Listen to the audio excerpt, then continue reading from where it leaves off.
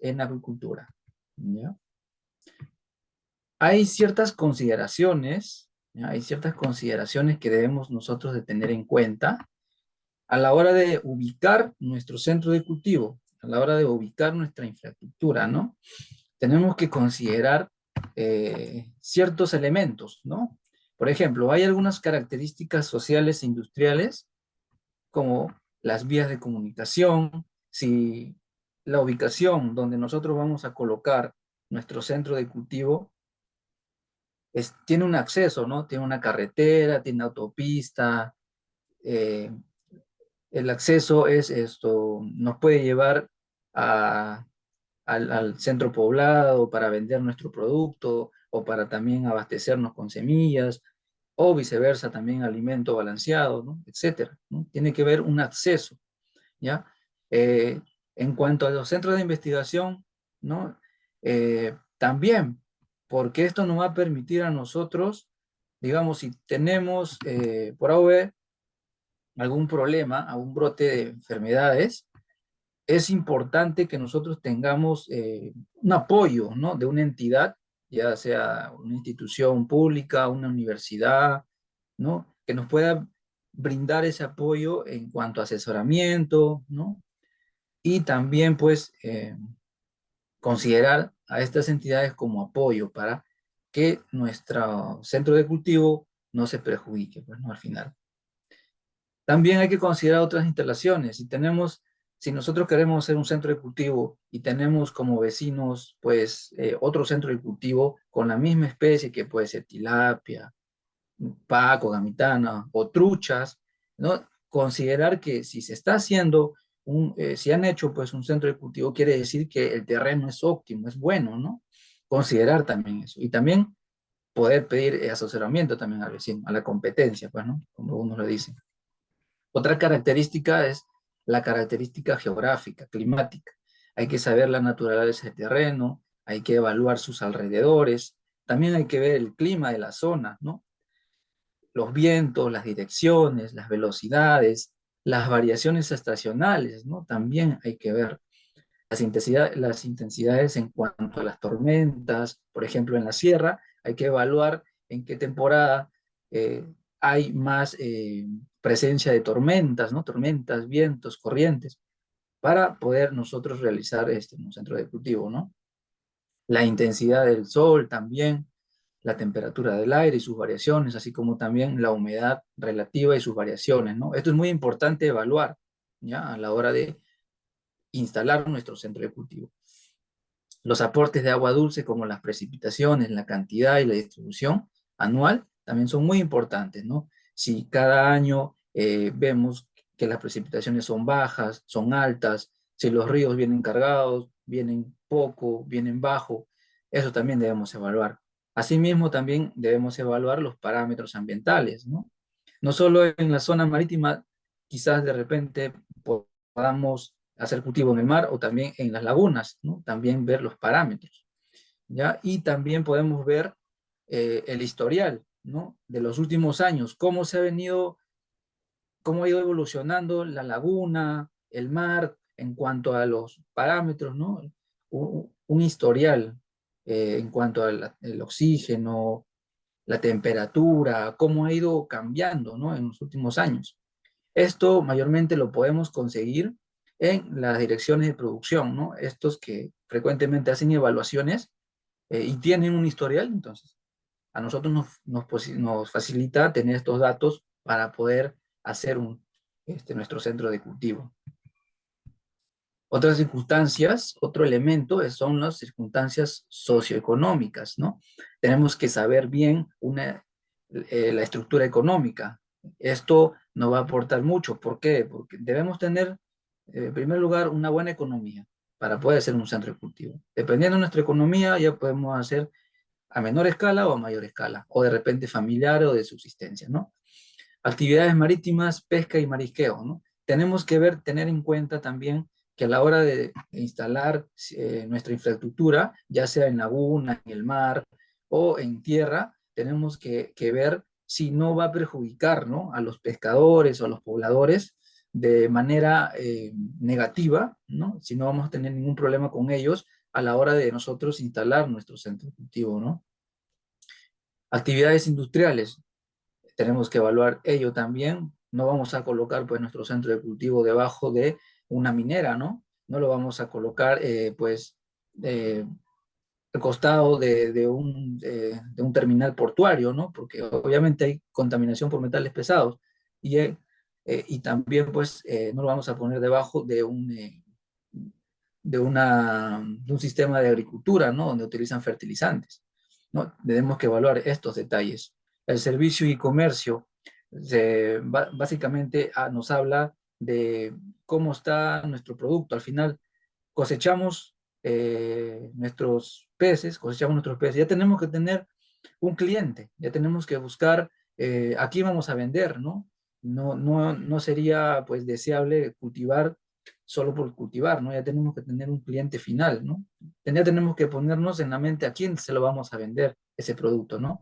Y por último, la población, ¿no? Que la población esté de acuerdo con nuestro centro de cultivo que queremos implementar, ¿no? Porque se ve mucho, por ejemplo, en la sierra, los pobladores son muy recelosos cuando uno quiere hacer un centro de cultivo porque piensan que van a contaminar el agua, van a sobrepoblar, etcétera, etcétera, ¿no? Entonces tenemos que ser amigables con ellos y explicarles que ese proyecto que queremos hacer, ¿no? Ya sea pequeño o grande, pues va a tener muchas posibilidades hacia los pobladores, ¿no? Le va a ayudar muchísimo de repente a orientarlos, ¿no? Y también, tal vez contratarlos para algún trabajo, ¿no? Y tenemos otras características, las circunstancias oceanográficas. Mayormente esto se da, pues, en la zona marítima, o sea, en el mar, ¿no? Donde tenemos que evaluar las mareas, los rangos, las variaciones, ¿no? Las olas también, la altura, ¿no? Tener un historial en cuanto a la amplitud, la frecuencia, la longitud, etcétera, ¿no? Luego tenemos que saber también las corrientes costeras, ¿no? La magnitud, la dirección, las variaciones estacionales, ¿no? Todo esto, una vez evaluado, ¿no? Y si cumple con los requisitos que nosotros queremos para nuestro centro de cultivo, entonces ya podemos proseguir a hacer nuestra instalación acuícola, ¿no? Bien, las técnicas e instalaciones a utilizar en la acuicultura están en función tanto de la especie que nosotros vayamos a cultivar como del espacio que vamos a utilizar, ¿ya? O sea, ¿qué quiere decir? Que eh, las instalaciones que vayamos a realizar, ya sea pues en un sistema semi-intensivo o intensivo, va a depender siempre de la especie, ¿ya? De la especie y el espacio que vamos a ocupar, ¿ya? Ya sea durante las primeras fases del ciclo de vida, como durante la engorda, hay una serie de factores comunes en toda la instalación de acuicultura, ¿ya? Dependiendo de la fase biológica que se puede estar haciendo, nosotros lo podemos clasificar en tres, ¿ya? Tenemos el hatchery, ¿no? Que es un criadero, ¿no? El hatchery es un criadero donde vamos a mantener las ovas, ¿no? A cierto grado de temperatura y con buena calidad del agua. El nursery son instalaciones donde vamos a mantener a los alevines, ¿no? A los alevines o ledinos que salen pues después de la eclosión de las ovas, ¿no? Y por último tenemos la engorda, ¿no? Estas tres etapas, ¿no? Van a depender de la fase biológica, ¿no? Por otra parte, las instalaciones de cultivo se pueden clasificar según su emplazamiento y forma de cultivo. Por ejemplo, en este cuadro nosotros podemos visualizar establecimientos por emplazamiento y o forma de cultivo, ¿no? Aquí tenemos en tierra firme. En tierra firme nosotros hacemos cultivos realizados con construcciones o también podemos utilizar materiales o artefactos, ¿no? El tipo de instalación de cultivo que realizamos ahí es básicamente en tanques que son sobre el nivel del suelo y estanques que están bajo el nivel del suelo, ¿no? Otro establecimiento son los enclaves naturales, donde, bueno, los cultivos se realizan en zonas naturales continentales o marítimos terrestres. El tipo de instalación que se hace, pues, se hacen en esteros, en marismas, en albúferas, en pequeños charcos, en pequeñas embalses, en lagos y lagunas, ¿no? Luego tenemos el establecimiento por cultivos horizontales, ¿no? Ahí este de cultivo se hace en zona marítima terrestre o también se puede hacer en zona marítima, ¿ya? Ahí pues el tipo de instalación que hacemos es en parque de cultivo, bancos naturales, ¿no? Entre otros. En cultivos verticales tenemos los cultivos que se hacen suspendidos o fijos, ¿no?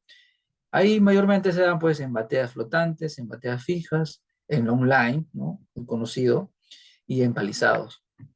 Y tenemos los cultivos en jaulas, ¿no? Que se hace encerrando las especies dentro de una bolsa, pues, ¿no? Que pueden ser de diferentes formas y tamaños, ¿no? Ahí tenemos el tipo, jaulas flotantes, jaulas sumergidas y entre otros, ¿no? Hablemos de la instalación de un hatchery y un nursery, ¿no? En el hatchery, que es una instalación criadero, ¿no? Y el nursery, que es un semillero, bueno, se van a obtener los huevos, ¿no? Las ovas, a partir de reproductores, larvas y alevines, por lo que va a representar la fase fundamental para el desarrollo del cultivo, ¿no? Por ejemplo, aquí tenemos una instalación de un hatchery, donde tenemos, pues, estas bandejas, ¿no? Le llamamos nosotros bastidores, ¿no? Perdón, los bastidores van dentro de las bandejas, pero este es un sistema que va de manera vertical, ¿no? Vertical y horizontal, si se dan cuenta, vertical y horizontal, ¿no? Mayormente allí se colocan las ovas a cierta hora de temperatura, ¿no? Estamos hablando de 8 a 7 grados de temperatura, ¿no? A veces menos, dependiendo del lugar donde se encuentren, pero aquí se mantienen en estos equipos, ¿no? Hoy en día ya venden estos equipos, si se dan cuenta. Anteriormente se tenían que hacer con material de concreto, ¿no? Y otros materiales, pero hoy en día ya venden este material que puede ser fibra de vidrio o también son de material de plástico o de PVC también, ¿no? ¿Ya? Entonces, en un hatchery, ¿no? Un hatchery, las instalaciones van a depender de la especie que vamos a cultivar. Ahora, en un hatchery y nursery, vamos a encontrar siempre o vamos a tener que nosotros implementar dentro de este hatchery una sala de acondicionamiento para reproductores, ¿no? Tenemos que tener una sala de reproductores, tenemos que tener estanques para reproductores, tenemos que tener una sala de cultivo de larvas, ¿no? Tenemos que tener estanques o tanques para larvas, tenemos que tener sala de cultivo de poslarvas, ¿no? Tenemos que tener también una sala de cultivo de fitoplancton, una sala de cultivo de zooplancton, un laboratorio, ¿no? Y una sala de máquinas. Esto es, digamos, para personas que de repente tienen una economía un poquito mejor y pueden equiparar con estos equipos, ¿no? Pero si nosotros estamos comenzando de repente de manera pequeño, podemos tener pues una sala de acondicionamiento para reproductores, una sala de cultivo de larvas por larvas, ¿no? Y para nosotros ya sería suficiente, ¿no? Y en este diagrama nosotros podemos ver, pues, ¿no? Es un diagrama general de los reproductores. Ahora, los reproductores lo podemos obtener, como le mencioné la clase anterior, los reproductores lo podemos obtener de centros, piscigranjas acreditadas, ¿no? Certificadas de repente, habilitadas, eh, que tengan las condiciones adecuadas, ¿no? Que no sean ni muy viejos, ¿no? Y que nos puedan dar un buen plantel, pues, ¿no? Entonces, lo obtenemos de ahí. O también podemos obtener pues, las ovas compradas del exterior, ¿no? Hasta, hasta hace poco se obtenían las ovas del extranjero. Ya se están haciendo proyectos con el PENIPA para ver de repente y incubar ovas nacionales, ¿no? Ovas nacionales que cumplan los mismos requisitos, así como una ova extranjera, ¿no? Pero todavía está en pleno desarrollo, digamos, ¿no? Todavía no es algo que ya se esté dando, ¿no? Así a mayor escala.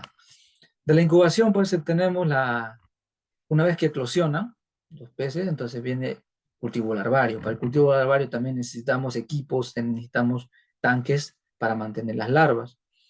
Y para mantener las larvas también necesitamos darle de alimento, microalgas, rotíferos, artemias, dependiendo, ¿no?, de la especie que vamos a cultivar. Si son peces marinos, obviamente vamos a meter rotíferos, artemias, microalgas, ¿no? Pero si utilizamos, si cultivamos truchas, pues obviamente solo con su saco vitelino bastaría, pues, ¿no?, para mantenerlos hasta que ya le podamos suministrar alimento balanceado, ¿no?, que es el pienso, ¿no?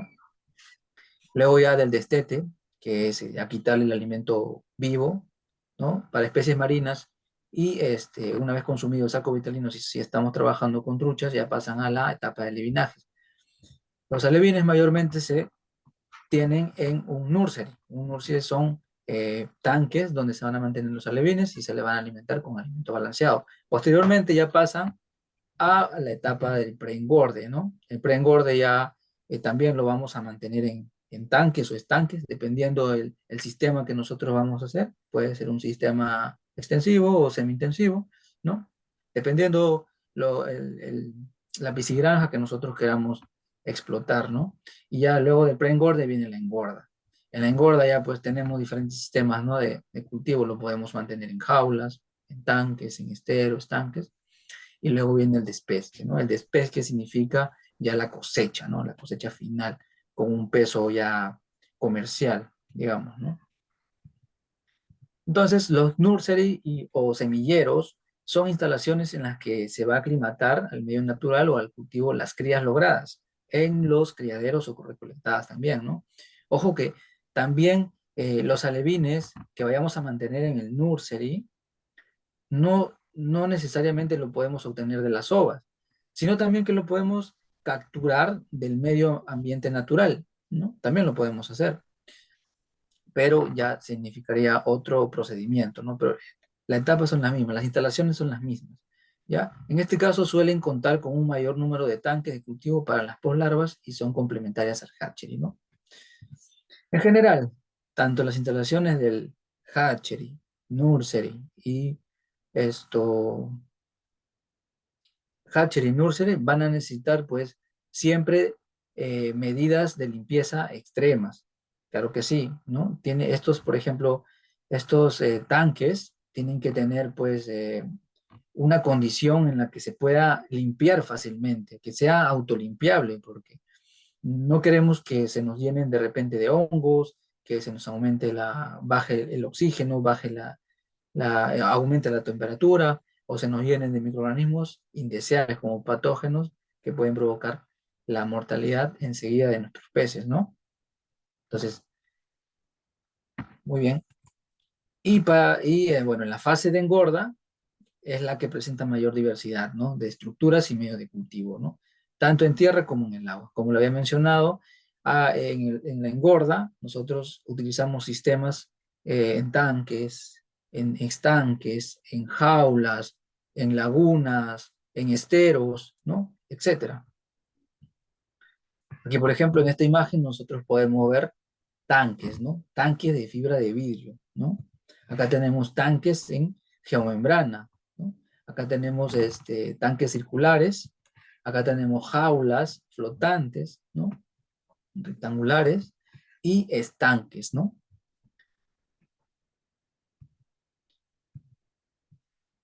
Sea cual sea el sistema de cultivo, ya sea en hatchery, nursery o engorda, la mayoría de los cultivos requieren de una serie de instalaciones para el correcto funcionamiento, ¿no?, del sistema de cultivo. Entonces, cada etapa, ¿no?, cada fase, ¿ya?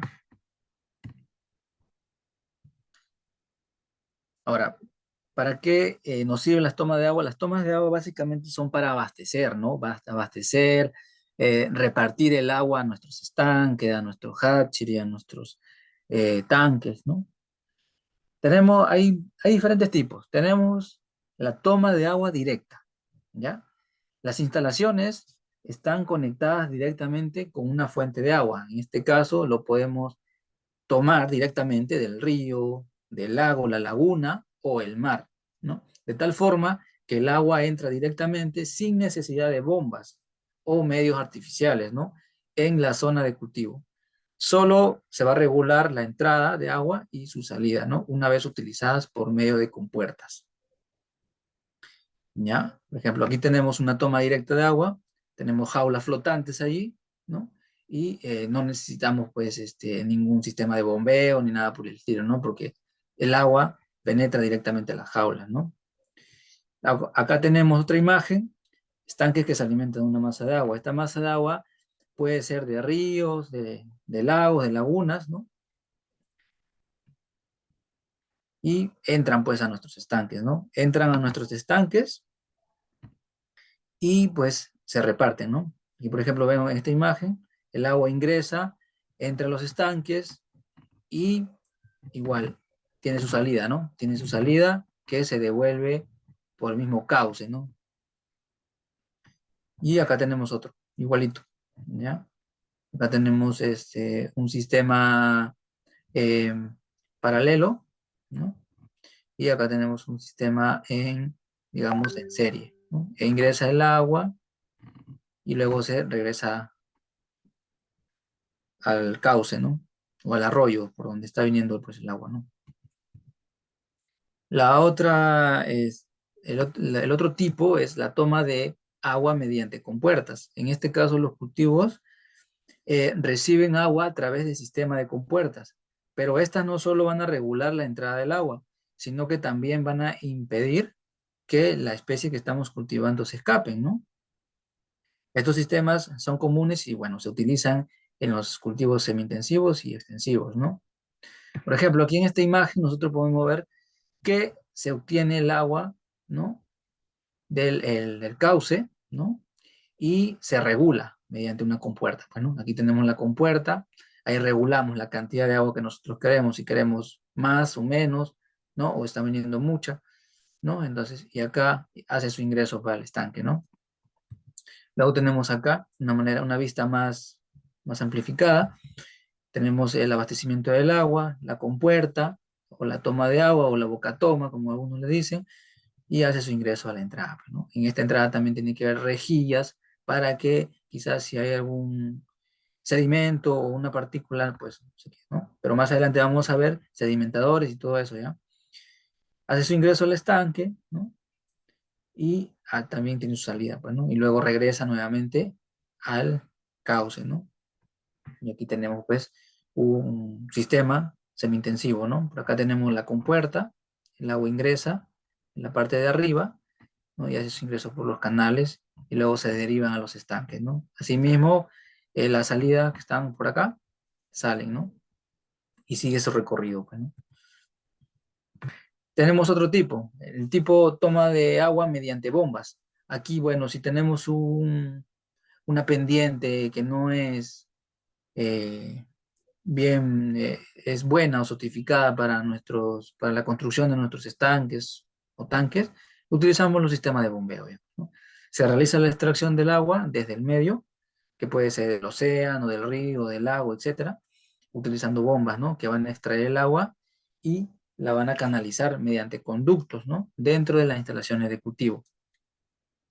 En este caso, bueno, aquí tenemos en esta imagen, ¿no? En esta imagen podemos ver una bomba que va a extraer el agua, ¿no? Que puede ser de una laguna, puede ser de un lago, puede ser de un río, ¿no? Y lo va a extraer y lo va a colocar en este estanque, ¿no? En este estanque para poder sedimentarlo, ¿no? Luego tenemos en esta otra imagen, ¿no? El agua que bombea, que está bombeando de un embalse o de un lago, ¿no? Aquí tenemos la bomba, va a extraer el agua y lo va a repartir, pues, ¿no? A los estanques, ¿no?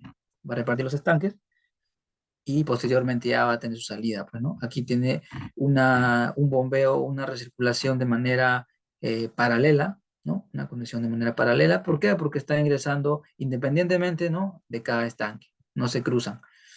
Y acá pues también el uso de la bomba ya para devolver el agua al canal, ¿no? Cuando ya tenemos una pendiente mala o crítica y no hay pues una buena pendiente de salida, ¿no? Entonces ya necesitamos devolver esa agua de nuevo al cauce, ¿no? Para su devolución, porque si no se nos va a desbordar el estanque, ¿no? Pero lo más importante, como ya le expliqué al inicio, es ver la situación de terreno, si es que tiene buena pendiente, ¿no? Si no tiene buena pendiente, no voy a hacer esto, ¿no? Porque voy a estar gastando en un sistema de bombeo para estar bombeando agua, ¿no? Lo más práctico sería tener una buena pendiente para no gastar tampoco ni en el sistema de bomba, ¿no? Igual pasa también en el mar, ¿no? Los sistemas de bombeo. En el mar, por ejemplo, el agua debe extraerse lejos de la línea, ¿no? De la costa y una profundidad que asegure la calidad del agua, al igual que un suministro constante para los cultivos, ¿no? Por ejemplo, para los sistemas acuícolas marinos tenemos una estación de bombeo seca bajo el nivel del mar. ¿En qué consiste esto? Pues aquí tenemos un contenedor, ¿no? Y en este contenedor, pues tenemos el sistema de bombeo. Este sistema de bombeo no tiene ningún contacto con el agua, si se dan cuenta. No tiene ningún contacto con el agua. Extrae el agua, ¿no? Extrae el agua mediante manguerones, ¿no? Que más adelante lo vamos a ver. Y luego lo va a derivar, pues, a los estanques de cultivo, ¿no? Y luego tenemos la otra estación de bombeo húmeda, bajo el nivel del mar, que es una estación de bombeo, pues, aquí nos podemos dar cuenta que la bomba hidráulica o la bomba de agua está dentro, está sumergida, ¿no? Y entonces va a extraer el agua y la va a bombear hacia los estanques de cultivo, ¿no? Una vista frontal y una vista de planta, ¿no? Y aquí tenemos algunos equipos, ¿no? Un tipo de bombas que lo podemos encontrar pues en cualquier tienda especializada en agricultura. Ya hay tiendas, han aparecido muchas tiendas que te venden estos equipos, ¿no? Bombas, tanques, estanques, etcétera, todo lo necesario para que tú puedas implementar tu centro de cultivo, ¿no? Ahora, las bombas de extracción están en la línea de costa y las cañerías recolectoras van por el fondo, así como ustedes pueden ver acá. Las mangueras van por el fondo, ¿no? ¿No? En otros casos, las bombas están localizadas en una balsa donde, bueno, donde se va a extraer el agua, ¿no? A varios metros de profundidad y se envía a la costa mediante cañerías y tubos, ¿no? Por manguera, ¿no? Aquí tenemos la manguera que está sumergida, y está a unos cuantos metros, está lejos de la costa, ¿no? Porque lo que se quiere es captar agua purificada, agua de buena calidad, ¿no? No vamos a ponerlo cerca de la costa, porque ustedes saben que cerca en la orilla obtenemos, pues, cuántos sedimentos, cuánta contaminación nomás hay ahí. Entonces, no queremos, ¿no? No queremos tampoco gastar en estar esterilizando el agua a cada momento para nuestro cultivo, ¿no? Lo que queremos tener es, pues, una menor contaminación posible para nuestros cultivos, ¿no? Ahora, los depósitos de decantación y almacenamiento, ¿no? Son depósitos donde llega el agua extraída por la bomba o también sin bomba, ¿no? Por pendiente, ¿no? Si tenemos una buena pendiente, el agua solo se resecciona en el depósito, ¿no? Y ahí se va a almacenar. Y luego de eso se va a proceder a la decantación. Es en donde se va a eliminar gran parte de partículas que vienen del río, de la laguna, ¿no? Y que antes de pasar a los sistemas de filtrado, se van a quedar ahí para no perjudicar a nuestro centro de cultivo. Por ejemplo, si nosotros estamos cultivando trucha, entonces un estanque de decantación, un depósito de decantación o de almacenamiento sería bueno para reducir ciertas partículas, porque ustedes saben que las truchas son intolerables a demasiadas partículas suspendidas en el agua. Necesitan un agua cristalina, ¿no? Y eso. Entonces, aquí, por ejemplo, tenemos en esta imagen, nosotros podemos ver, pues, un depósito de decantación, ¿no? Que es succionada por bomba, ¿no? Y ahí se va a decantar y luego ya posteriormente se pasa a repartir a los estanques, ¿no? Y acá tenemos también igualito, ¿no? Igualito es lo mismo que les mostré ahorita. Y acá en el mar, en el caso de cultivos marinos, tenemos, por ejemplo, un pozo de agua salada con bombas de superficie y tuberías verticales de toma de agua, ¿no? Entonces, aparte de la propia decantación, para estos sistemas, por ejemplo, marinos, se suelen usar sistemas de control de calidad de agua. Por ejemplo, hay sensores de pH, ¿no? También sensores para materia orgánica, hay termómetros que regulan la temperatura, ¿no? Para evaluar esas características, ¿no? Y que el agua entre en lo menor posible contaminada o con demasiadas partículas o sólidos suspendidos, ¿no? A nuestros estanques de cultivo, ¿no? Y aquí tenemos pues un diagrama, ¿no? Un diagrama es un croquis, ¿no? Esto de una piscigranja, ¿no? Es un sistema de abastecimiento de agua donde tenemos pues el cauce, ¿no? Es el cauce, puede ser un río, puede ser un arroyo, ¿no? Eh, Se coloca la bocatoma en esta parte, ¿no? En esta bocatoma el agua entra, aquí se va a regular, ¿no? La cantidad que queremos, entra un desarenador a un depósito de decantación, donde se van a quedar las partículas, solamente va a pasar el agua filtrada, por decirlo así, y luego pasa a un tanque de almacenamiento o reservorio, ¿no? En este tanque ya se va a repartir a los estanques, ¿no? Para la engorda y los estanques de alevinaje, ¿no? Si es que tenemos estanques de alevinaje o de crecimiento de engorda, ¿no? Posteriormente, el desagüe, ¿no? Lo que sale va a ser recolectado y transportado como aguas residuales a un tanque o un estanque de tratamiento de aguas residuales, ¿no? Para que luego, posteriormente, salga nuevamente y se vaya al cauce, al arroyo de donde se captó el agua, ¿no?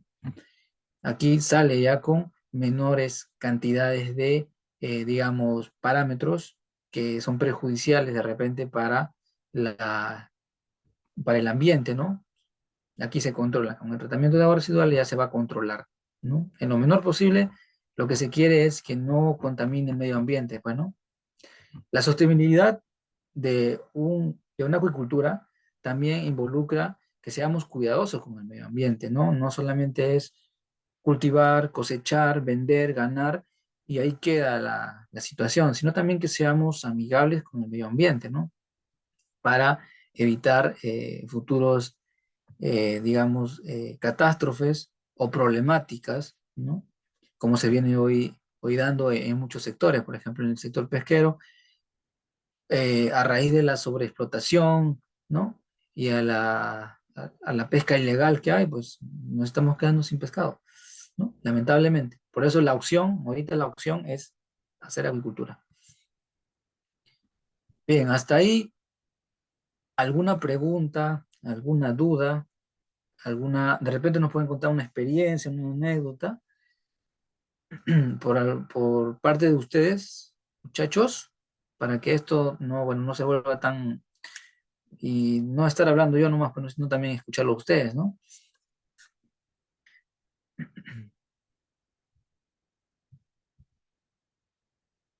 Para que se vuelva algo dinámico esto, o de repente somos tímidos.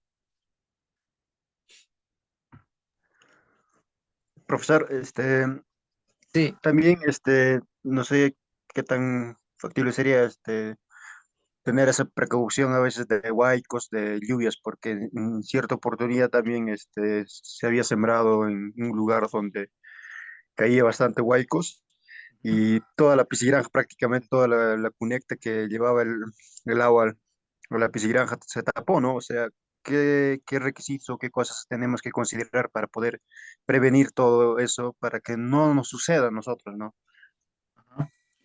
claro, muy bien, muy excelente. Me gusta tu pregunta.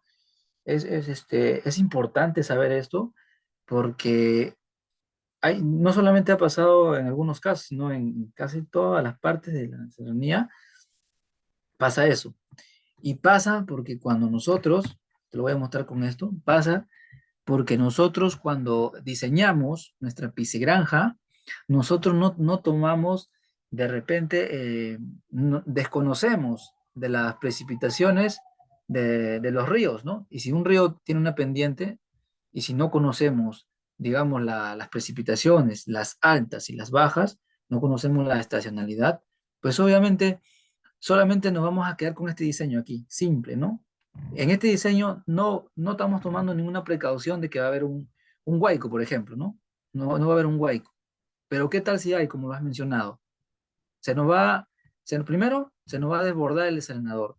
Desborda el desalenador, se nos desborda el tanque de almacenamiento reservorio. Se nos desborda esto, se nos empieza a desbordar todos los estanques, perdiendo teniendo como finalidad, pues, pérdidas enormes de truchas y truchas, ¿no? Todos los estanques llenos de barro, llenos de, ¿no? Lo mismo pasó en Huancavelica, en un proyecto que estuve en Huancavelica, eh, fui tres veces, fui a ver este proyecto, y cuando llegué la cuarta vez, ya había pasado el Huayco y se había inundado todos los estanques, todos los alevines, todos los juveniles que tenían ahí, pues obviamente ya pues, frito ni estaba, pues, no sabía, ya el Huayco se lo había llevado.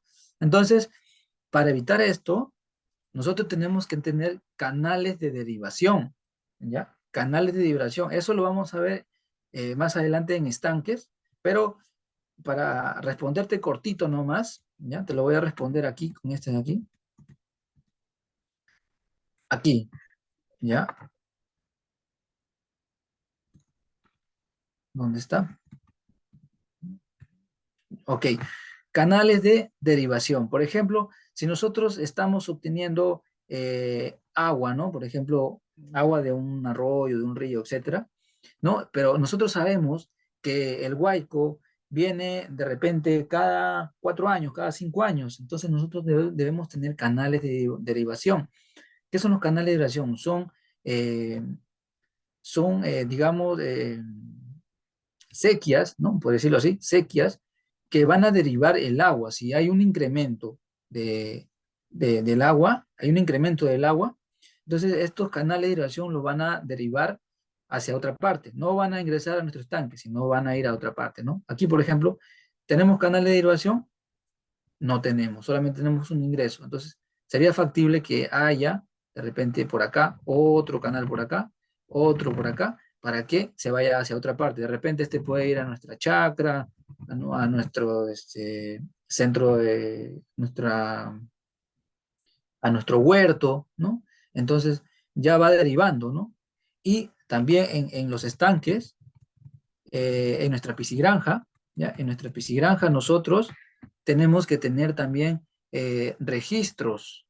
Estos registros también nos van a ayudar a que si hay un desborde, se vayan por el registro, abrimos las tapas de los registros y se van por esa parte, se van el agua hacia el río, ¿no? Entonces ya no va a haber un incremento, pues, perjudicial para los estanques, ¿no? Eso, ya, pero más adelante lo vamos a ver esa parte. Espero que de manera cortita te haya servido, estimado Abraham. Gracias, ingeniero. Ok, listo. Entonces, bien, entonces ahora vamos a ver diseño de tanques de cultivo. El diseño apropiado de los tanques para una instalación acuícola debe ajustarse siempre al comportamiento de la especie, ¿ya? Con eso nosotros vamos a optimizar su actividad natatoria y vamos a mejorar también su bienestar animal, ¿no? Entonces, asimismo, nos va a permitir hacer un uso eficiente del espacio disponible para la instalación, ¿no? Del caudal del agua aportado y del oxígeno incorporado, pues, ¿no? Con esto, pues, se va a minimizar también los puntos de estancamiento, ¿no? Vamos a ver, más adelante vamos a ver las diferencias entre un tanque rectangular con un tanque circular, ¿no? ¿Cuáles son las diferencias? En un tanque rectangular nosotros vamos a tener áreas, puntos muertos, ¿no? Donde no va a- no se va, no vamos a tener gran cantidad de oxígeno, ¿no? Entonces, se van a provocar corrientes de cortocircuito en el interior del tanque, pues, ¿no? Después, ¿qué más? Otra característica del diseño del tanque es que debe facilitar la eliminación también de las heces y del alimento no ingerido, ¿no? Por último, los tanques se utilizan principalmente en cultivos intensivos, ¿ya? Deben ser impermeables, deben ser resistentes con sistemas de renovación de agua, ¿no? Y también que sean fáciles de manejar, pues, ¿no? Aquí vemos, por ejemplo, en esta imagen vemos un sistema de intensivo, ¿no? Con tanques, ¿ya? Tanques y estanques, ¿ya? Tanques, nos referimos de repente para ir recordando, tanques son estructuras que están sobre el nivel del suelo, ¿ya? Sobre el nivel del suelo. Y los estanques son estructuras que pueden ser diseñadas de diferentes tipos, pero que están debajo del suelo, ¿ya? Que pueden ser excavados, etcétera. Más adelante también lo vamos a ver esa parte, ¿ok? Pero para ir definiendo esos dos aspectos. Ahora, ¿cuáles son las principales características de los tanques de cultivo? ¿No? El interior del material debe ser suave, debe ser atóxico, no debe ser hipóxico, ¿no? Y que no presente una textura que facilite el asentamiento de residuos o gérmenes o patógenos, ¿no? En lo posible que los tanques sean autolimpiantes, ¿no?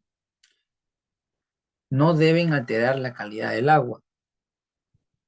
Deben ser duraderos y resistentes, ¿no? Deben ser fáciles de limpiar y desinfectar. Y por último, pues, lo que nos gusta, debe ser económico en su coste y su instalación y su mantenimiento, pues, ¿no? Principales materiales de los tanques de cultivo, ¿no? Tenemos diferentes materiales que podemos utilizar para la construcción de nuestros tanques. Tenemos el concreto o el hormigón, ¿no? Como vemos acá en esta imagen. Tenemos madera enresinada, tenemos fibra de vidrio, ¿no? Que lo podemos utilizar. Aquí, por ejemplo, tenemos fibra de vidrio, que mayormente lo utilizamos para hatcheries, ¿no? Para nurseries. Luego tenemos el vinilo,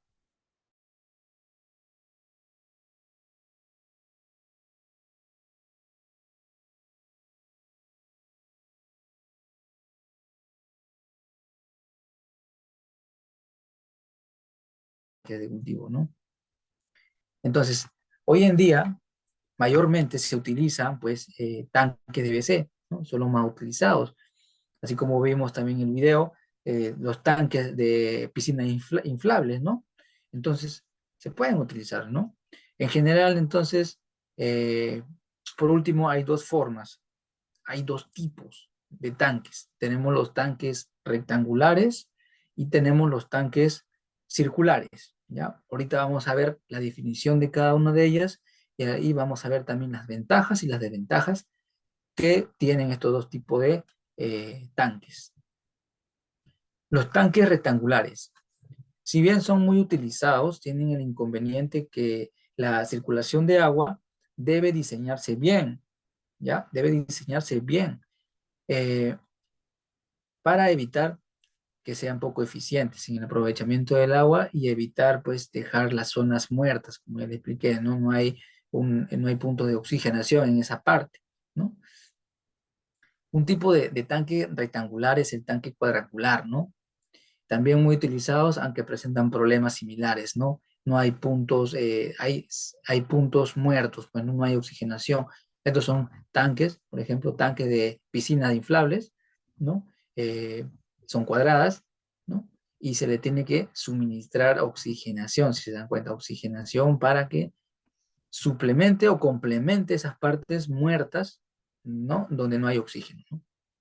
Y acá tenemos, pues, tanques, ¿no? Estos tanques que, bueno, acá tenemos, por ejemplo, un cauce donde ingresa el agua, ¿no? Bueno, el agua está ingresando por esta parte de acá, perdón. Ingresa por acá, ingresa, ¿no? Y luego sale por esta parte, ¿no? Son tanques rectangulares, ¿ya? Aquí tenemos otro tipo de tanques, ¿no? Estos son tanques eh, que se dan para diferentes etapas, por ejemplo, aquí tenemos para juveniles, ¿no? Acá tenemos para engorda, para cosecha ya, ¿no? Para engorda también y para alevines, ¿no? Crecimiento juveniles, alevines en esta parte, ¿no? Y esto están sobre el nivel del suelo, ¿ya? Estos tanques rectangulares. Luego tenemos otro tipo de tanques, tenemos los raceways, ¿no? Quizás lo habrán escuchado en alguna parte, los raceway. Tenemos aquí un raceway común, ¿no? De forma rectangular, ¿no? Está suministrado por oxigenación, ¿ya? Está suministrado por oxigenación, ¿no? Y está cubierto por eh, plástico, ¿no? O geomembrana, mayormente le colocamos geomembrana. Tenemos acá otro tipo de raceway, ¿no? Con esquinas redondeadas, ¿ya? Las esquinas están redondeadas y mayormente se utiliza estos raceway para la producción de espirulina, ¿ya? Espirulina es una microalga que se le da también de alimentar a muchos organismos acuáticos, ¿ya? Y también lo utilizan para la industria. Y acá tenemos raceway octogonales, ¿no? Estos raceway octogonales, pues con sistemas de aireación, ¿no? Pueden tener la capacidad de tener 100 toneladas por tanque. Fíjense, 100 toneladas por tanque podemos mantener aquí. Ya son sistemas ya intensivos, ¿no? Mayormente los residuos se utilizan para sistemas intensivos. Ok, entonces, aparte de eso también existen pues otros diseños, ¿no? Que tratan que tratan de combinar las ventajas hidrodinámicas de los tanques circulares con las ventajas constructivas y de manejo de los tanques rectangulares. Un ejemplo de ellos es el tanque multivórtice. ¿Qué cosa es esto? Es un tanque rectangular, así como ven en la imagen, es un tanque rectangular, en donde se tiene una entrada, ¿no? Una entrada general, ¿no? Y una salida, ¿ya? Pero la característica de este tanque es que se va a favorecer, va a tener también sistemas de desagüe, ¿no? En cada 2 metros se va a tener desagües, ¿no? Para que pueda darle una formación, ¿no? Hidrodinámica, ¿no? Entonces va a ser una simulación de manera hidrodinámica y que va a asemejar que son tanques circulares, ¿no? Por acá tenemos las entradas también. Entra el agua y se reparte. Pues, ¿no? Tenemos una entrada acá, ingresa. Por acá también tenemos otro ingreso, ¿no? Y entonces, y el desagüe hace que se haga una formación, pues, hidrodinámica, ¿no? Circular, ¿no? Parecida a un tanque, ¿no? También es aprovechable, ¿no? Este tipo de tanques multivórtices, ¿no? Ahí tenemos un diseño, por ejemplo, este diseño es de 2,4 metros de ancho por 14 metros, ¿no? Aprox, 14 metros de largo, ¿no? Muy bien.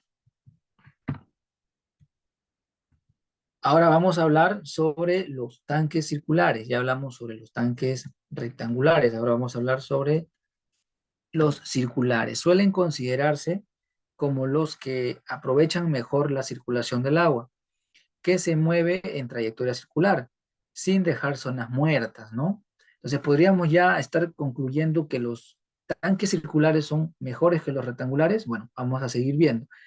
Entonces no van a dejar zonas muertas estos tanques. Estos tanques van a permitir una mejor distribución, más uniforme, tanto de los animales como del alimento, ¿no? No se va a perder alimento, eh, ¿no? Porque va a estar en constante movimiento, así como también nos va a permitir nosotros hacer la limpieza eficiente, ¿no? De nuestros tanques circulares.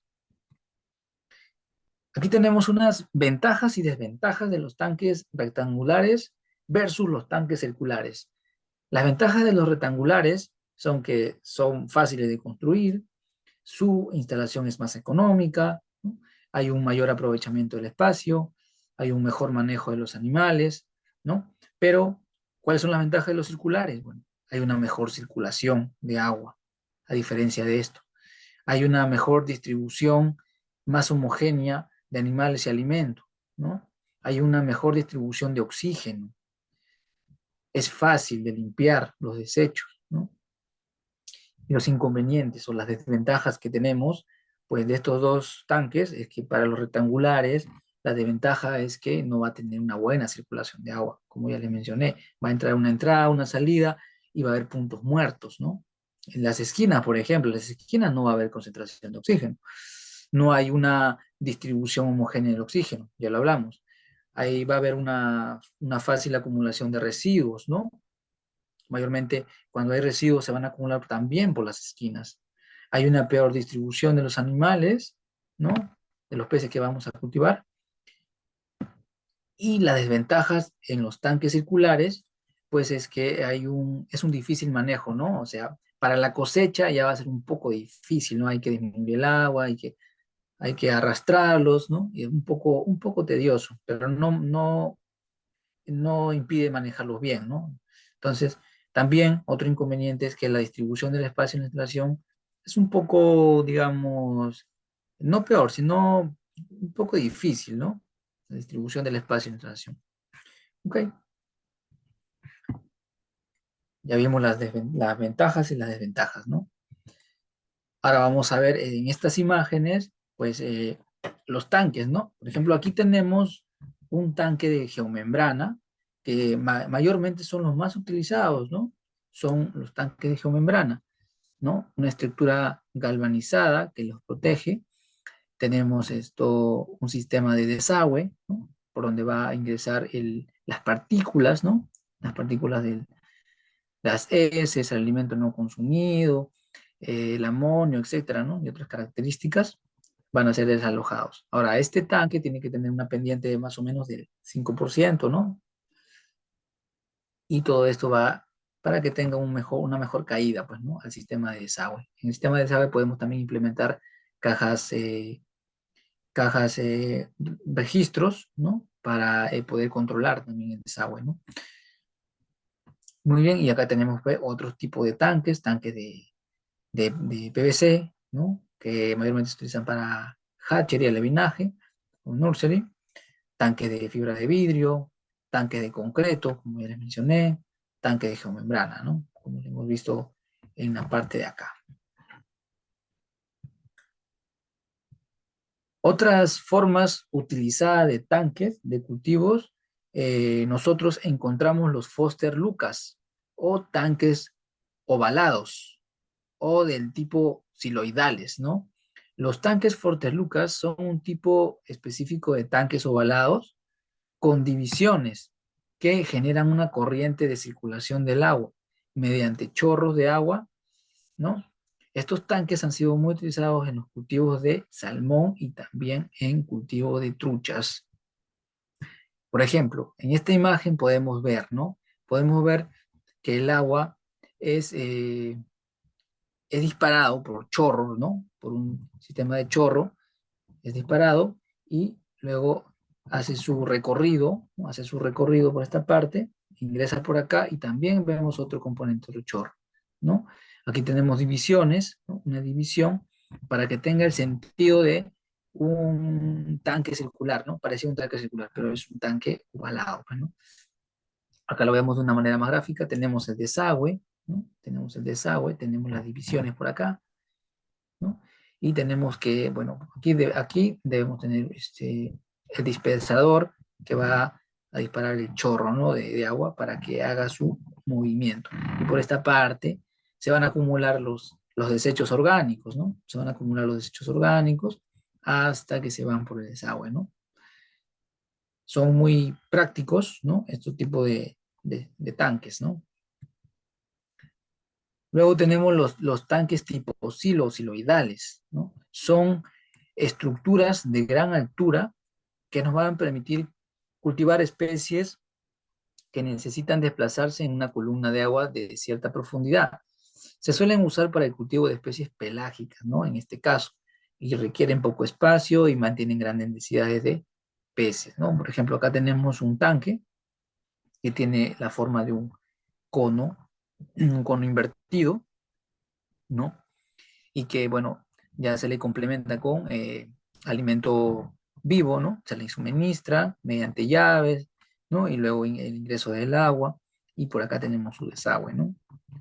Obviamente que por acá se va a acumular todos los residuos, ¿no? Y va a ser más fácil de limpiar ese tanque tipo silo, ¿no? Siloidales. En ciertos casos, estos tanques son muy utilizados para la investigación. Mayormente no se utilizan mucho estos tanques para hacer cultivo, ¿no? Pero sí para temas de investigación, sí son utilizados, ¿no? Sí son utilizados. También encontramos, pues, de este tipo, tanques de cristal o metacrilato, ¿no? Y también tanques de cultivo para larvas en hatchery. como le decía, para temas de repente hatchery o nursery, son de repente más eficientes que hacerlos en cultivos de engorda o de crecimiento, ¿no? Ahora vamos a ver conexión en serie o en paralelo de las instalaciones, ¿no? La instalación de los tanques de cultivo puede realizarse en serie o en paralelo según las posibilidades técnicas, las características de la zona, o sea, el terreno, y también la biología de las especies, las características de la especie que vamos a cultivar. Los tanques que se mueven en serie va a circular el agua desde un primer tanque hacia el otro, ¿no? Con la misma cantidad de agua, ¿no? Y esta misma cantidad de agua va a seguir pasando hacia los demás tanques. El sistema en serie requiere menos caudal, ¿ya? Y es conveniente disponer los tanques en una pendiente para que el agua se airee al pasar de un tanque a otro. La otra característica que tiene un mayor inconveniente de este sistema es que el control de calidad va a ser menor. Vamos a tener una menor calidad de agua en estos tipos de conexiones en serie, ¿no? Y aquí lo podemos ver en esta gráfica. Tenemos el primer estanque, lo que ingresa del agua va a salir al otro estanque, este estanque va a salir, va a ingresar al otro y así sucesivamente, ¿no? Ya decimos las características, hay una menor calidad de agua, no se va a necesitar mucha agua para este sistema, ¿no? Pero hay que tenerlo en cuenta. Ahora, en los tanques en paralelo, las que tienen conexiones en paralelo, pues el agua va a circular independientemente, ¿no? Por cada tanque, ¿ya? Este sistema requiere un volumen más amplio, o sea, se necesita mayor cantidad de agua, ¿no? Para no ponerse en pendiente, ¿no? Luego, por otra parte, el sistema de paralelo va a permitir un mayor control de la calidad del agua. Aquí sí vamos a tener un mayor control de la calidad del agua, que es lo que queremos, ¿no? Y también el flujo del agua va a ser buena, ¿no? Va a disminuir los problemas de contaminación, el traspaso de infecciones y nos va a facilitar siempre la administración de vacunas y tratamientos, ¿no? Si queremos, si estamos tratando de repente un estanque, pues obviamente que nos va a permitir hacerlo, ¿no? Si tenemos este tanque infectado, no le va a pasar nada a este estanque ni al otro, porque no están conectados en serie, sino en paralelo, ¿no? Igual, el diagrama es lo mismo, ingresa el agua independientemente, ¿no? En paralelo es cuando el agua ingresa independientemente, ¿ya?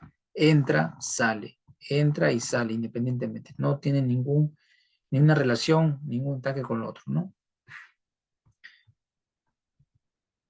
Ahora, veamos algunas características, por ejemplo, aquí podemos ver un versus, ¿no? Un tanque en serie con tanques en paralelo.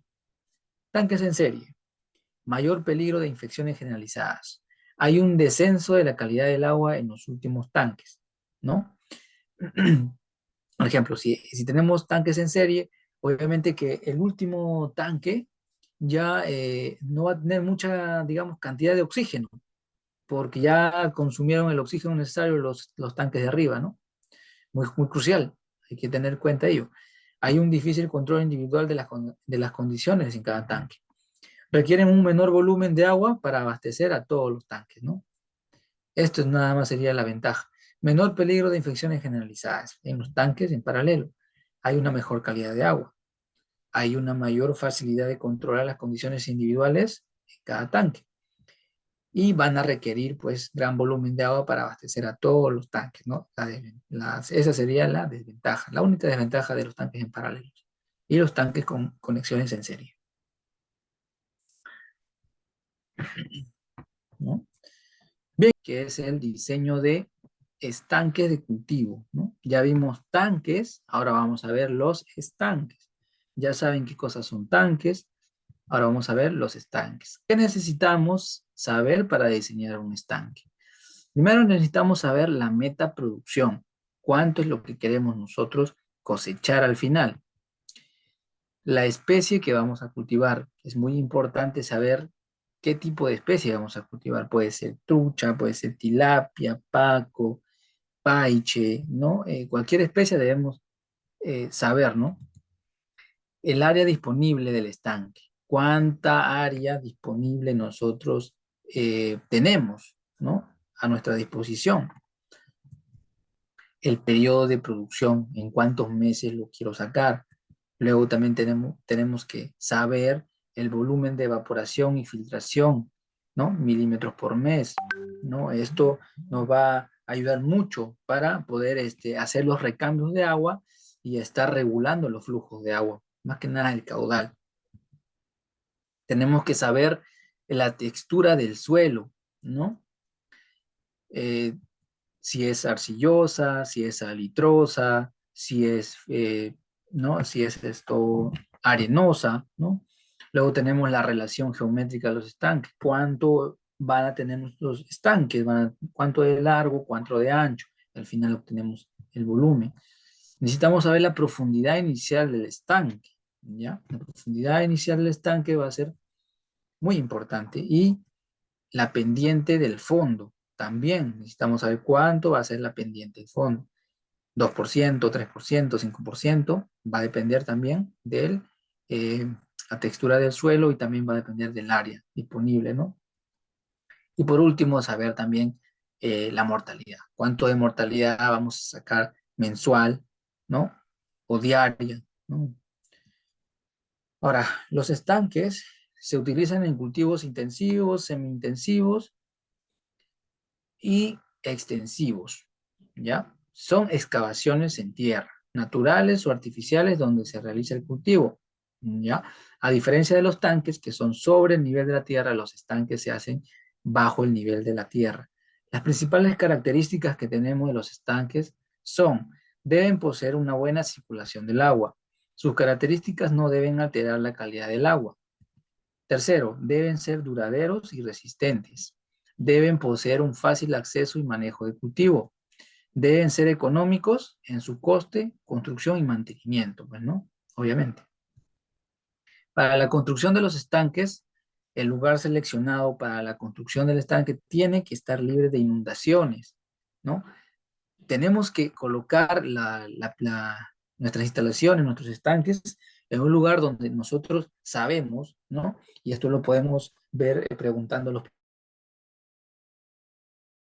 cómo ha sido año tras año, hay inundaciones, hay huaicos, etcétera. Preguntar todo eso para poder colocar, no lo vamos a colocar donde el huaico pues tiene su recorrido cada 5 años, ¿no? Y no lo vamos a colocar ahí, ¿no? No lo vamos a culpar a la naturaleza, porque ya se averiguó, ya se sabe que por ese sitio va a pasar, entonces inevitablemente se tiene que colocar en otro lugar, ¿ya? El tamaño del estanque está limitado por la topografía del terreno, la disponibilidad de medios y los costos de construcción. Entonces, se recomienda también construir estanques con tamaños de 100 metros cuadrados de superficie y hasta 1 hectárea, ¿no? Se pueden construir hasta más, dependiendo de la especie que queremos cultivar. Los estanques pueden construirse sin necesidad de emplear maquinaria pesada, cuyo costo también es elevado, ¿no? Ustedes saben que contratar una maquinaria pesada para que nos haga una excavación de solo 1 hora, pues te cobra, pues, no sé, 300, 500 soles, ¿no? Es también un costo, ¿no? Lo que queremos no es gastar, pues, ¿no? Acá tenemos, pues, una piscigranja con los estanques, ¿no? Y los tipos, por ejemplo, aquí tenemos estanques de desove, estanques de viveros por acá, estanques ¿no? Estanques de reproductores por esta parte, ¿no? Estanque de almacenamiento y estanques de engorda, pues, ¿no? Realmente estos son de crecimiento y de engorda, ¿no?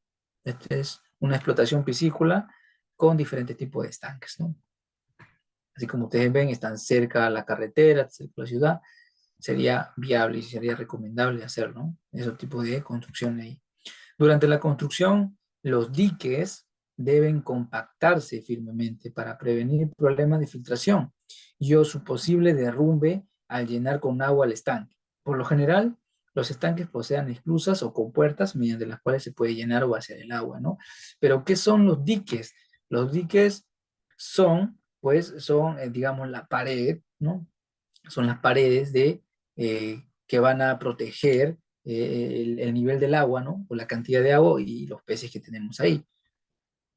Ahora, el dique tiene partes, ¿no? Tiene la corona, ¿no? La corona que es la base, ¿no? La corona, está otra parte del dique, es la altura del dique, ¿no? Tenemos el borde libre, ¿no? Que es digamos, una cantidad, un espacio que le dejamos hasta el nivel del agua. Tenemos la altura del agua o el tirante del agua, ¿no? También le damos algunas veces. El tirante del agua va desde la base o desde el fondo hasta el nivel del agua, ¿no? Y acá le dejamos, por ejemplo, para truchas, tirante de agua, recomendado si tenemos un estanque de 1 metro, ¿no? Sería pues 0,8, ¿ya? 0,8 metros y pues 0,2 metros del espacio, pues, ¿no? Esto se hace con la finalidad pues de que el agua no se desborde, ¿no? Los peces tampoco no se salgan, ¿no? Y entre otros. Otra parte es la parte interna del dique es la parte que se encuentra adentro y que está en contacto con el agua. La parte externa es la parte que está afuera, pues, ¿no? Afuera del estanque, ¿no? Es la que tiene contacto con el exterior, ¿ya? Y todas estas características está comprendida por la base, pues, ¿no? La base que tenemos abajo, la base. Entonces, estas son las partes de un dique, ¿no? Eh, aquí tenemos ahora las partes de un estanque piscícola, ¿ya? Aquí podemos ver un estanque, ¿no? Un estanque, por acá vemos el abastecimiento de agua, por aquí ya la compuerta que regula el agua lo tenemos más arriba, ¿no? Y por acá solamente ya viene ya repartiendo el agua. Ingresa el agua. Ahora, si queremos regular también, aquí tenemos que tener rejillas, ¿no? Rejillas también puede ser de diferente material, de madera, de fierro, ¿no? Cosa que tampoco no perjudique la calidad del agua, ¿no? Ese material. Tenemos el estanque, si ustedes ven, acá hay una altura menor, pero aquí tiene ya una altura, una profundidad mayor, ¿no? Profundidad menor, profundidad mayor. Por acá tenemos el desaguadero, o el monje, como algunos le dicen, ¿no? Por aquí se va a ir las partículas, ¿no? Las partículas, va a haber una especie de malla o jaula, que se van a ir las partículas, solo las partículas, no se van a ir los peces, ¿ya? En esta parte de acá tenemos el talud interno del dique, ¿no? En la parte superficial, y el talud interno del dique, ¿no? Que es la parte que se encuentra dentro del estanque. Y por acá tenemos la salida, ¿no? Y aquí tenemos el dique, el famoso dique, que es la pared, ¿no? Y la corona. La corona es el espacio por donde el piscicultor se va a mover libremente, pues, ¿no? Se va a mover para poder alimentar, para poder evaluar, para poder observar, ¿ya? Y posteriormente ya tenemos la salida, ¿no?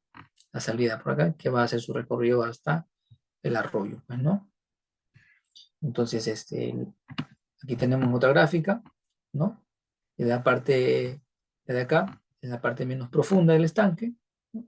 Que puede medir de 0,5 metros, y la parte más profunda del estanque, que puede medir de 1 metro a 1,50 metros, ¿no?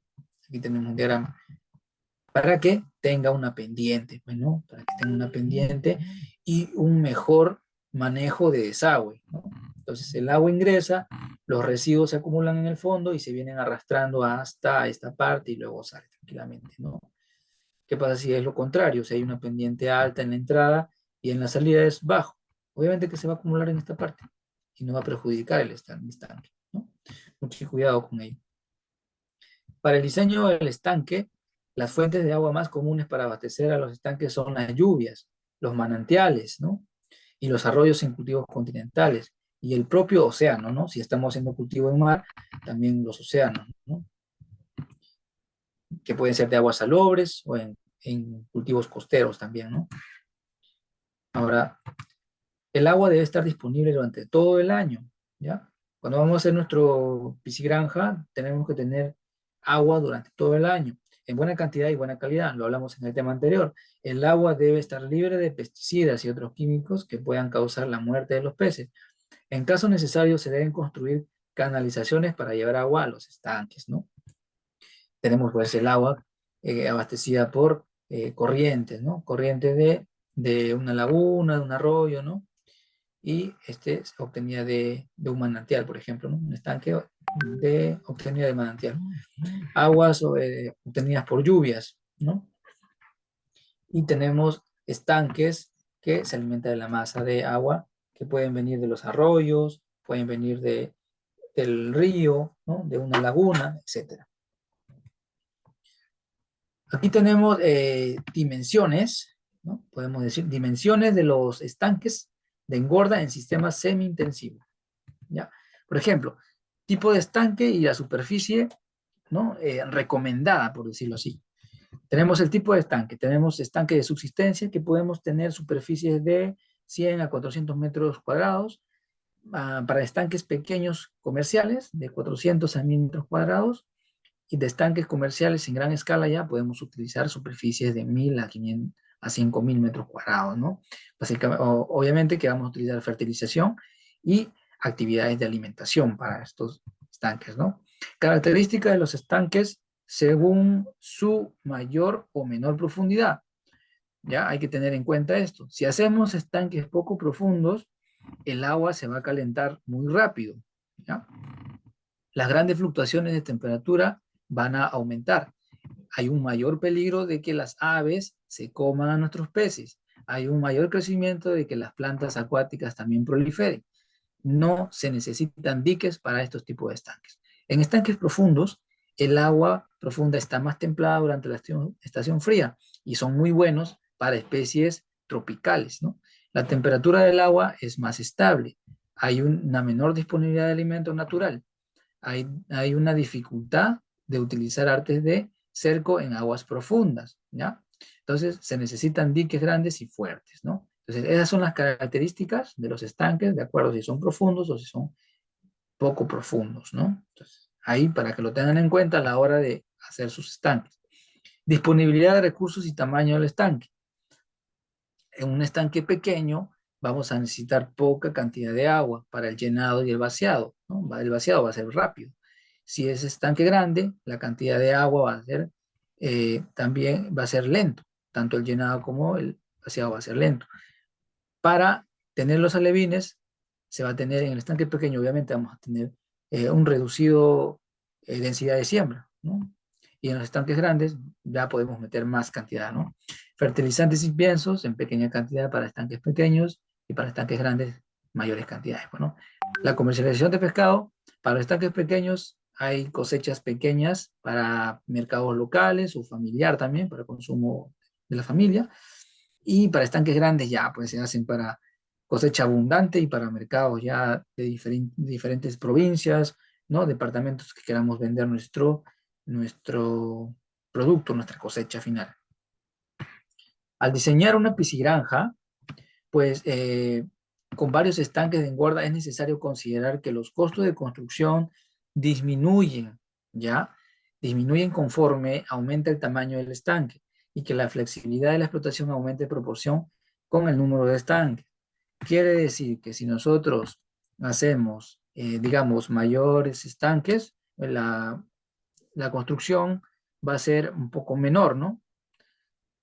Va a ser un poco menor. Por ejemplo, aquí tenemos un estanque de 6000 metros cuadrados, ¿ya? Para este estanque nosotros vamos a necesitar 4 diques. ¿Por qué 4 diques? Tenemos acá uno, ¿ya? Tenemos otro acá y otro acá, ¿ya? Necesitamos una entrada y una salida, ¿ya? Tenemos otro estanque con la misma capacidad, de 6000 metros cuadrados, pero este lo hemos repartido en dos estanques, de 3000 metros cuadrados cada uno.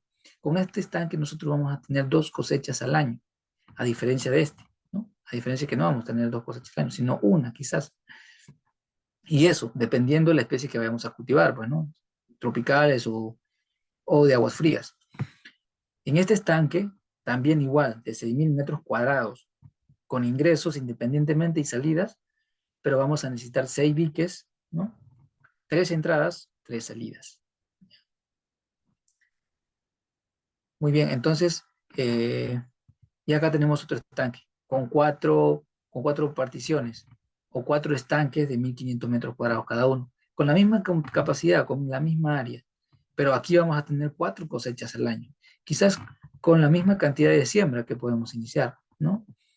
Eso ya lo hablé en un momento, va a depender de la cosecha que nosotros queremos tener, ¿no? Los estanques siempre van a estar dispuestos dependiendo de la especie y a la cosecha que vamos a cultivar. Y acá tenemos diferentes formas de estanque, de 100 metros cuadrados. Podemos tener pues forma cuadrada, ¿no? El ancho puede ser de 10 por 10, 10 de ancho, 10 de longitud, de largo. Y bueno, los diques van a ser pues de 20 más 40. ¿Por qué 20 más 40? ¿No? Porque acá, bueno, acá el dique, la longitud son 10 metros, ¿no? 10 metros, acá hay otros 10 metros, 10 metros y 10 metros nos hacen 40. ¿No? Aquí hubo un error aquí, es 20 más 20, pero es 40. En los rectangulares, ¿ya? Rectangulares podemos utilizar dimensiones de 7 por 14.3. Entonces nuestros diques van a ser de 14, ¿no? ¿Por qué? Porque acá tenemos 7 y 7, 14. Acá 14.3 y 14.3 nos da 28.6. Al final tenemos 42.6 metros cuadrados en dique, ¿no? Igualito de 5 y 20, 2 y 50, ¿no? Ahora tenemos estanques en una pendiente.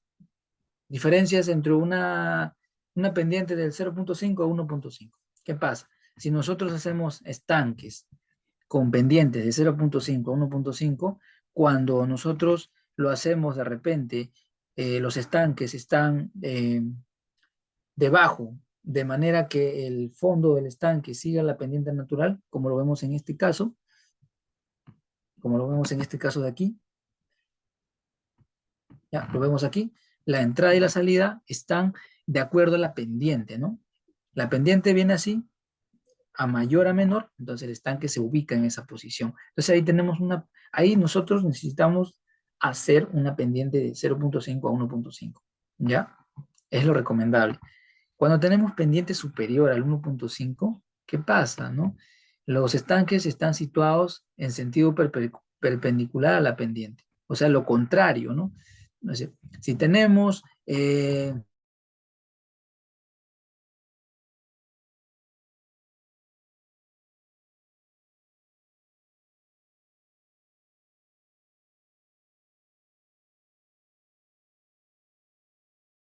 los estanques lo pongo de esta forma, de manera perpendicular, ¿no? Entonces, para ese caso, necesitamos una pendiente del 3%, o sea, 3 centímetros por metro. La anchura máxima puede ser de 30 metros en paralelo a la curva del nivel, ¿ya? Entonces, por acá va a ingresar el agua. Va a ingresar el agua por esta parte. Va a ingresar y va a salir por esta parte, ¿no? Y acá tenemos otro caso, estanques estrechos, ¿no?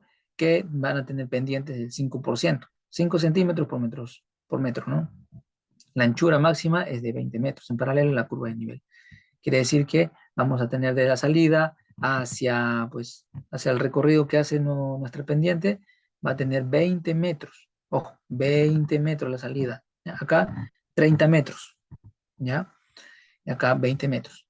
No 10 ni 5, porque resulta que puede regresarse el agua, ¿no? Si estamos en contra de la pendiente, se puede regresar el agua y se nos puede desbordar el estanque, pues, ¿no?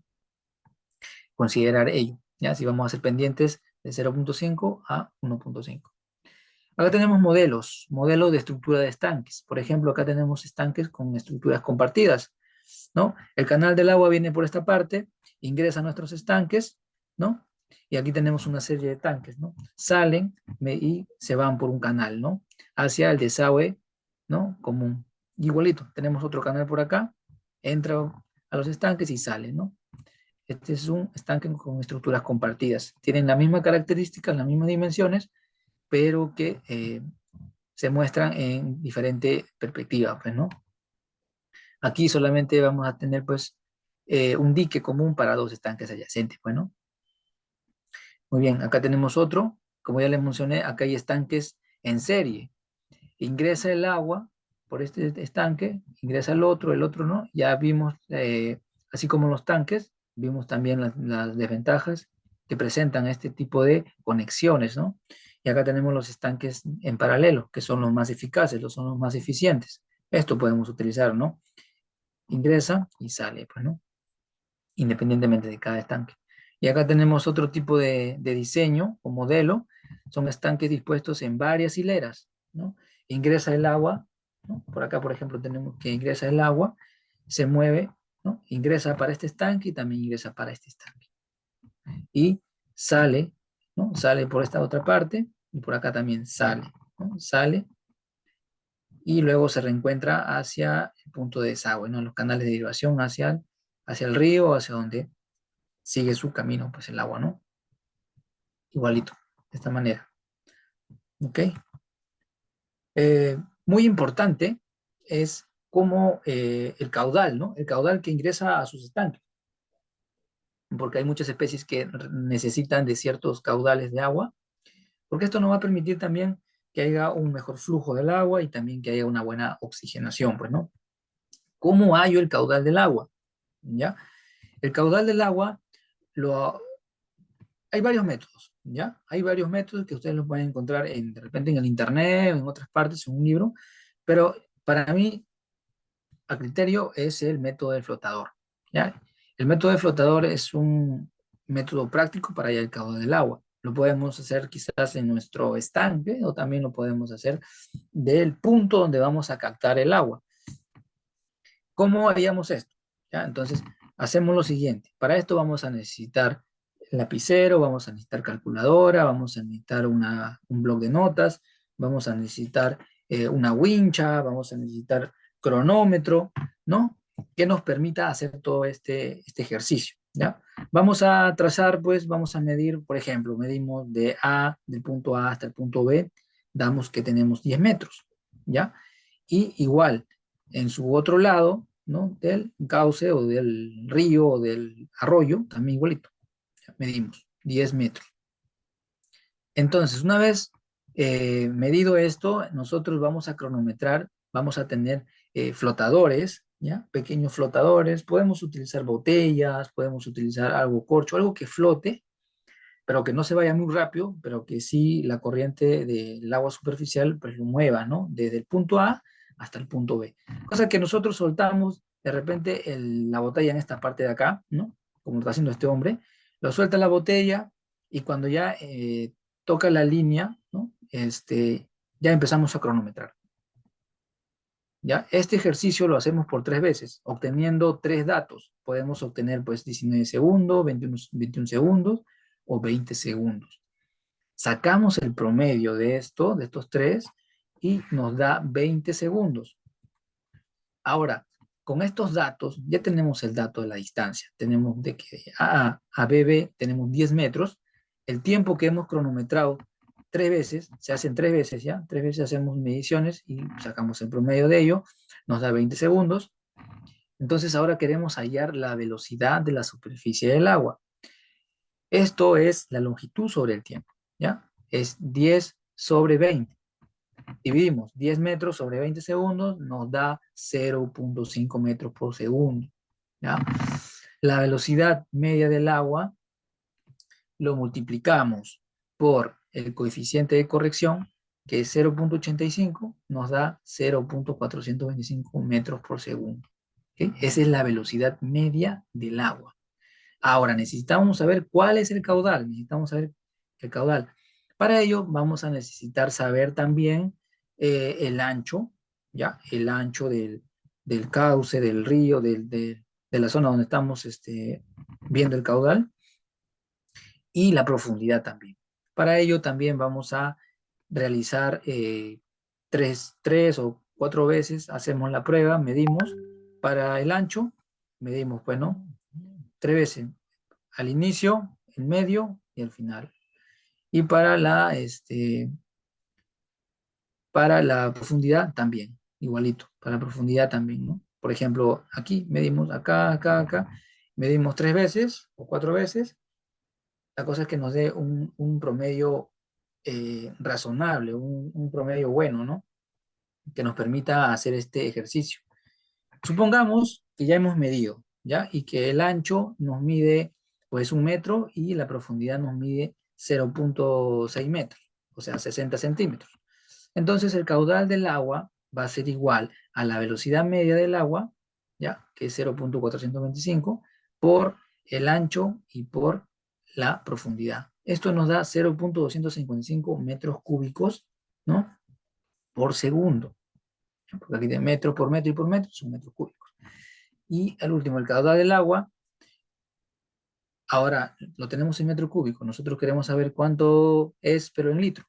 Ah, fácil, multiplicamos 0.255 metros cúbicos por segundo, lo multiplicamos por 1000 litros, que es un metro cúbico, y obtenemos pues 255 litros por segundo, ¿no? Entonces el caudal del agua de esta parte es 255 litros por segundo, ¿no? Y acá, bueno, aquí hay unos estanques, algunas medidas recomendables, por ejemplo, para levinaje, podemos utilizar tanques de 1 metro de ancho por 10 metros de largo, ¿no? Para juveniles podemos utilizar estanques de 20 metros de largo por 2 metros de ancho, ¿ya? Para engorda, la etapa de engorda, si queremos estanques, lo recomendable es utilizar pues estanques de 30 metros por 3 metros de ancho, 30 de largo y 3 metros de ancho, ¿no? Son estanques recomendados por Fondepes, ¿no? Ya han sido probados y son muy buenos, ¿ya? Son muy buenos. O mar adentro, ¿no? O en tierra y offshore, no en tierra, pues, ¿no? O en mar abierto, ¿ya? En este cuadro podemos ver, por ejemplo, tipos de acuicultura en mar, acuiculturas que se hacen en zonas de mar semicerradas, acuicultura cerca de la costa, acuicultura en mar abierto, la distancia que debe ver, pues, desde la costa, ¿no? Es de 0.1 a 3 metros sobre el nivel del mar, calidad del agua, ¿no? Media, agricultura cerca de la costa, de 0.5 a 1.5, ¿no? Metros, y de media buena, pues, ¿no? Es la calidad del agua.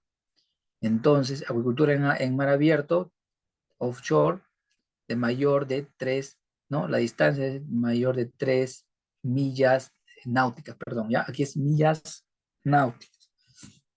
Buena, la calidad del agua es buena, excelente, ¿no? Hay muy elevados riesgos meteorológicos, la interferencia de uso es muy alta y el manejo y la operatividad y logística es un poco complicado mar adentro, ¿no?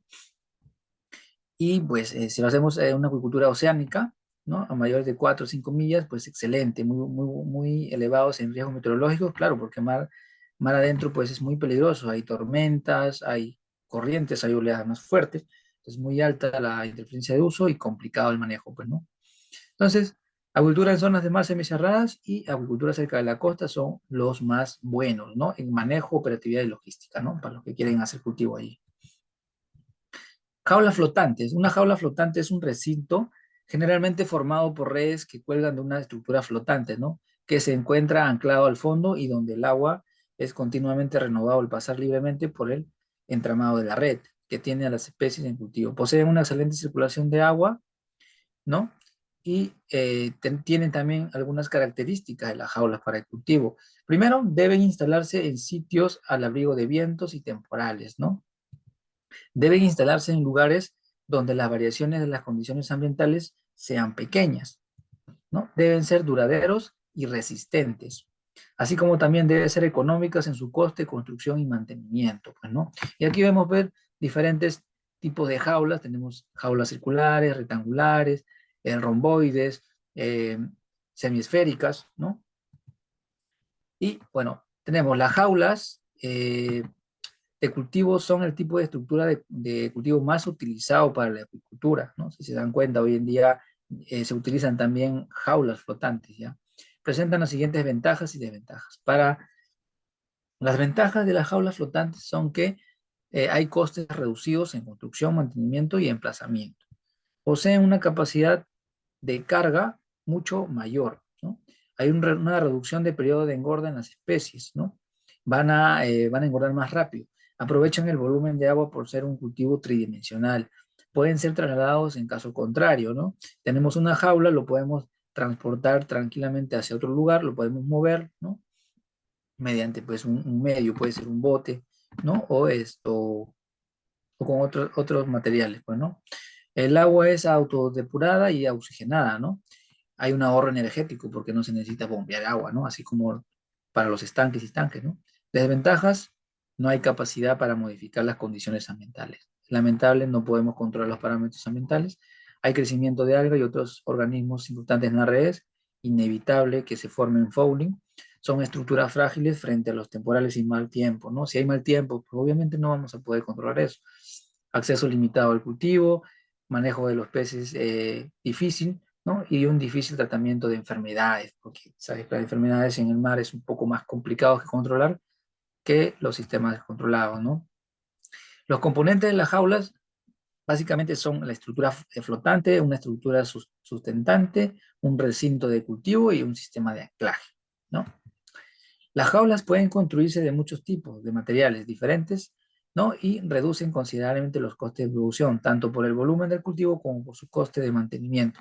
Y acá pues tenemos, aquí tenemos por ejemplo un estanque que está hecho de material de PVC, ¿no? Por tubos, y esto pues es muy utilizado en otros países, ¿no? Pero acá en el Perú, por ejemplo, con Fondepé se han realizado, me parece, jaulas de eucalipto, ¿no? Con mallas anchoveteras para mantener peces, ¿no? Por ejemplo, truchas, ¿no? En este caso, ¿no? Y tenemos los sistemas de fondeo, los tipos de fondeo, ¿no? Los tipos de fondeo, por ejemplo, para una jaula cuadrada única, un solo punto de fondeo dependiendo de la zona también, pues, ¿no? Una jaula única, pero ya con dos fondeos, ¿no? Con dos puntos de fondeo. Una flotilla de jaulas, ¿no? De 8 jaulas con 4 puntos de fondeo. ¿Ve? Si se dan cuenta acá, 2 puntos y acá 2 puntos. Un fondeo de jaulas de gran tamaño, octagonal, o hexagonal, perdón, ¿no? Todos los puntos, todos los lados tienen punto de fondeo, ¿no? Para que se pueda mantener. Pasa si acá no le pongo punto de fondeo, obviamente que esto de acá se va a hundir, pues, ¿no? Y tenemos otros fondeos de jaulas hexagonales, flotilla de jaulas en punto de fondeo, un solo punto de fondeo, pero esto va a depender siempre de la zona donde vayamos a realizar el cultivo, ¿no? Fondeo de jaulas octagonales, estos sí deben tener, pues, todas deben estar un punto de fondeo para mantener firme, ¿no? Nuestra jaula. Independientemente de su forma, las jaulas deben estar hechas con un material que posea orificios, ¿no?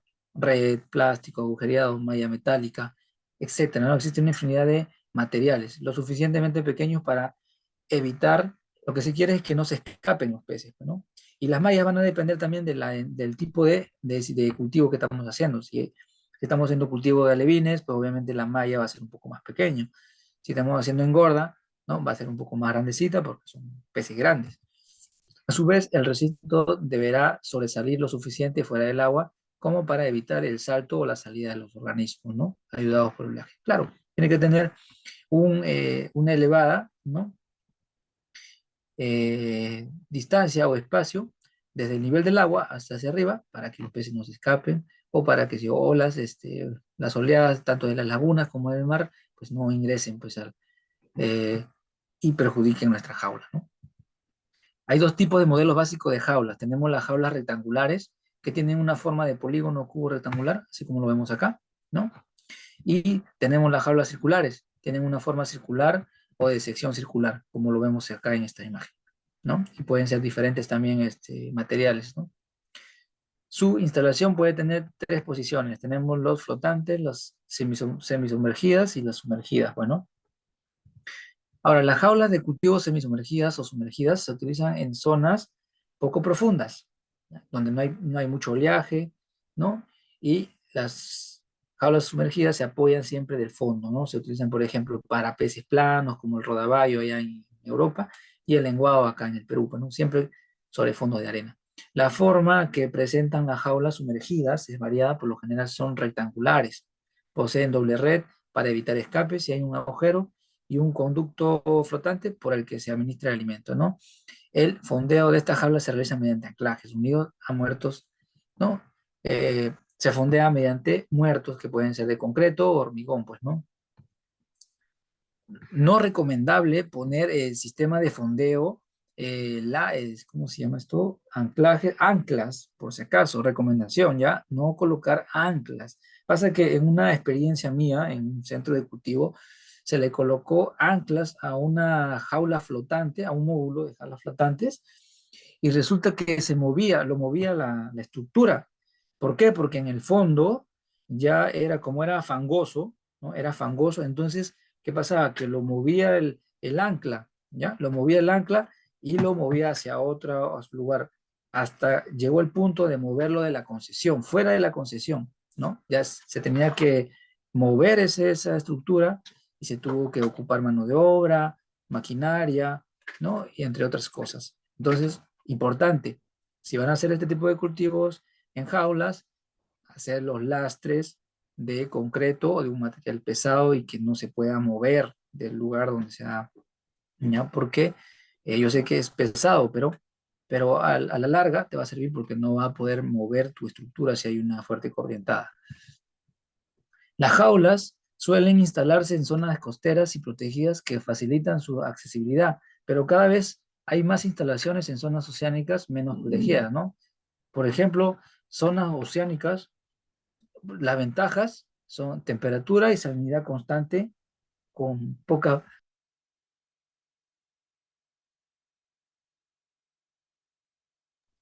perdón, hay una menor incidencia de fouling, ¿no? Las ventajas en zonas oceánicas.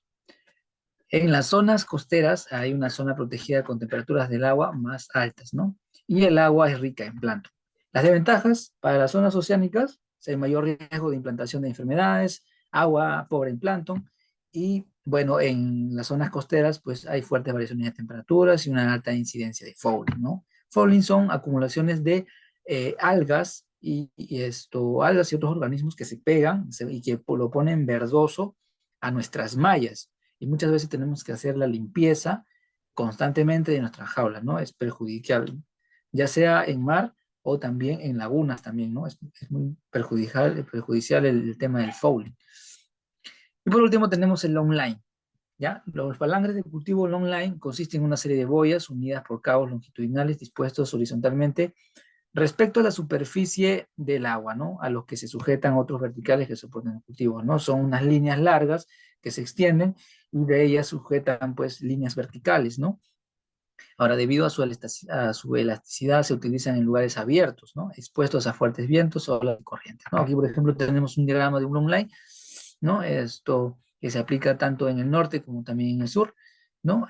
Una línea madre con un sistema de boya de 10 a 15 metros, se encuentran ya ubicados pues, las linternas, ¿no? Para los para las especies como bivalvos, concha de abanicos y entre otras especies, y pernet, ¿no? En las diferentes etapas de cultivo, pues, ¿no? A 100 metros, más o menos, hasta 100 metros.